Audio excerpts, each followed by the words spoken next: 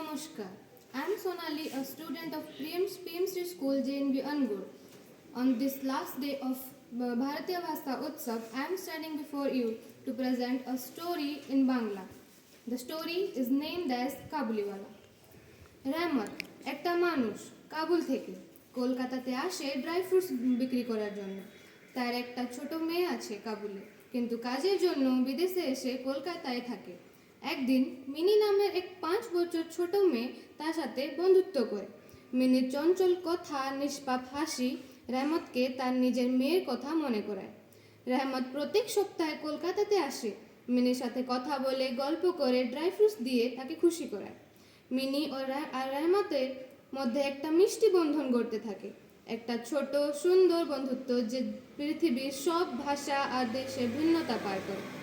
একদিন রহমত একটা ধার নিয়ে ঝগড়া করে জেলে চলে যায়। বছরগুলো কাটলো, মিনি বড় হয়েছে, বিয়ের বয়সে। জেল থেকে ফিরে রহমত মিনির সাথে দেখা করতে চায়, কিন্তু মিনি তাকে মনে রাখতে পারে না। তার ছোট বন্ধুত্ব আর পরিচয় একদম ভুলে গেছে। মিনির বাবা দেখলো রহমতের উদাস মন, তাকে টাকা দিয়ে পাঠালো তার মেয়ের কাছে কাবুলে। রহমতের বন্ধুত্ব, ভালোবাসা আর কৃতিত্ব শিখিয়েছে যে ভালোবাসা আর মনের ভাবনা সব থেকে বড়, দূরতা আর সময়ের বাধা ছাড়া। এইটুকু গল্প থেকে আমরা শিখতে পেরেছি যে ভালোবাসা আর বন্ধুত্ব বড়, দেশে বা সময়ের সীমা নেই।